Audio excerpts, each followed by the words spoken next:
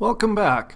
Let's talk about Kindle Direct Publishing itself, because this is where the magic happens. This is where you'll enter all of your book's details, your book file, your cover, and your pricing, and click the publish button. So obviously this is the most important part of this entire process, other than actually writing your book.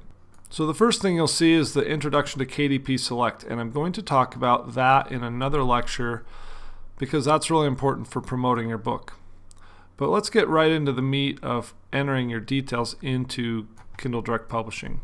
So you'll see here the very first thing will be enter your book details, including your book name. So you just put your book name right in here.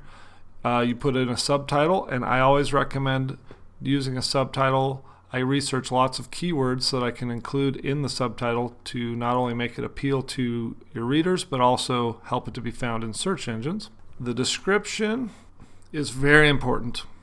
And in the full course, I have a lot of information about writing descriptions, including how to use words that appeal to your reader and draw them in, make them want to buy your book, how to use keywords effectively to help your book to be found by the search engines, and a bunch of different elements that need to go into a description to make it effective and to get readers to want to buy your book once they arrive on your page.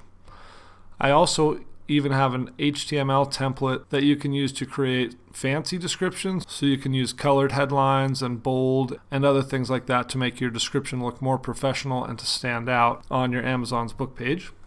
Then of course your contributors is basically just the author's name. Pretty simple. Language.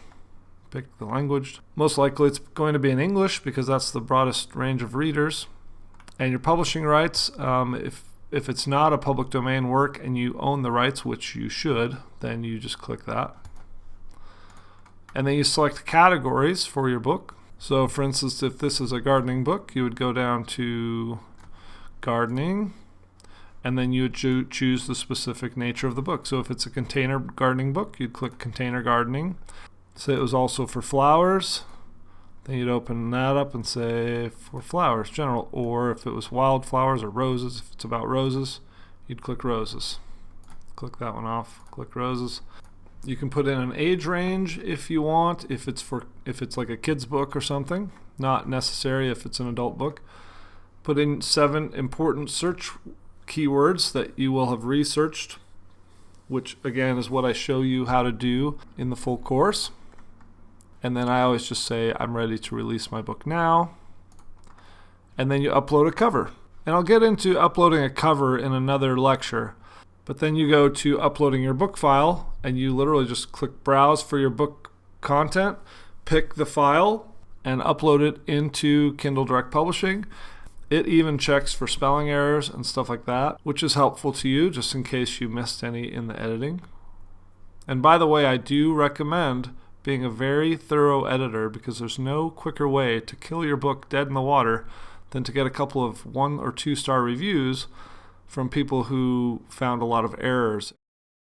And then you get a pickup price for your book. And in the full course, I go into a few philosophies on how to price your book and some of the psychology behind why you would price it at different prices.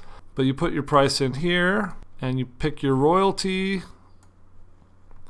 and then it automatically fills out all of these. You read the terms and conditions, verify that you've read them, and then you go ahead and click Save and Publish. And when you hit that button, within about 24 to 48 hours, they review your files to make sure everything will work on the Amazon system, and then they put your book live on Amazon, and it's available for sale. So that's really all there is to the Kindle Direct Publishing platform. We'll go into a couple of other details that are included in that, but I'll see you in the next lecture.